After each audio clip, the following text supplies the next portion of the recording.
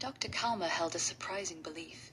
The more corrupt and complex an organization, the easier it becomes to unravel. He likened it to a house of cards, suggesting you only need to remove the main supporting cards for the whole structure to collapse.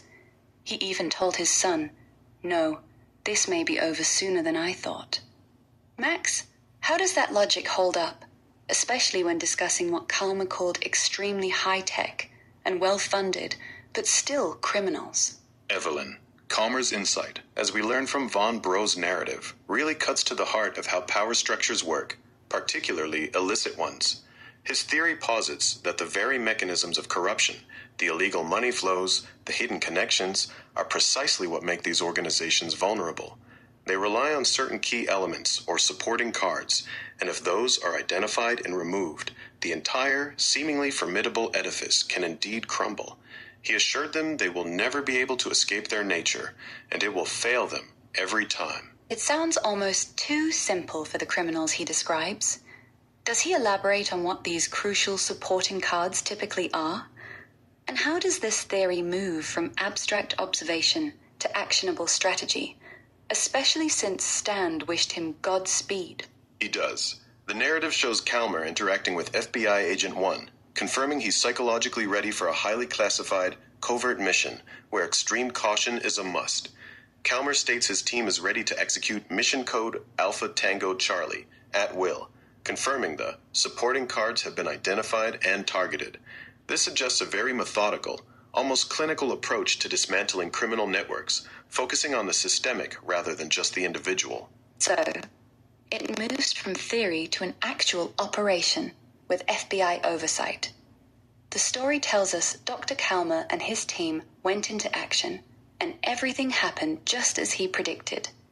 Who turned out to be these pivotal supporting cards in this particular instance? It was the crooked bankers. The narrative explicitly states they were the main supporting cards. Once the feds got on their case and started to associate them with drugs, human trafficking, prostitution, sex slave trade, child pornography, gun running, and with gangsters, the cash flow of the structure came to a halt. All the clubs were shut down and padlocked, and personnel arrested in a span of 48 hours. And the impact was swift. However, the owner and his son fled the country, and several prominent leaders scattered to escape arrest. Does that partial escape undermine Kalmer's theory that it all comes down, or does it confirm that total eradication is near impossible? Yet, just like clockwork, the doctor was back, shrinking heads. That's a critical point, Evelyn. While the core structure was destabilized and the immediate operations ceased, the escape of key figures suggests that dismantling isn't synonymous with absolute capture. However, the primary objective of restoring a measure of stability was achieved. Kalmer returned to his practice, demonstrating his resilience after the mission debriefing 480 hours later. His return to routine is remarkable, almost detached. And when Stand expresses awe at his composure, Kalmer attributes his calm to a higher power, viewing himself as merely a tool in his hands. It's a very spiritual perspective for someone so involved in such a high-stakes, practical operation. It certainly does. This spiritual grounding seems to be his coping mechanism, allowing him to navigate extreme situations without being consumed by them. But then, as he leaves his office, he keeps feeling like something is wrong and hears footsteps behind him in the dark shadows of the parking structure. And then the club owner, one of those who fled, reappears, shining a blinding light in the doctor's face, declaring, "Well, well, well, we finally meet." It's a pride-chilling moment. Kalmer tells him, "You must surrender," but the owner responds with a gunshot. The story leaves Kalmer hit and motionless.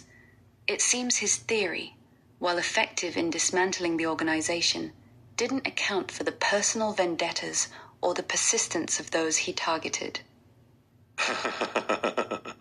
Exactly. The success of the House of Cards strategy in dismantling the organization structure doesn't protect the architect of that downfall from personal reprisal. It underscores the profound personal risks involved in confronting such powerful criminal elements. The owner's refusal to surrender and the resulting violence demonstrate that even if the system fails them, the individuals involved, may not easily concede defeat, it leaves us with a stark reminder of the human cost, as told by von Brau. If you found this discussion thought-provoking, consider sharing the episode with a friend.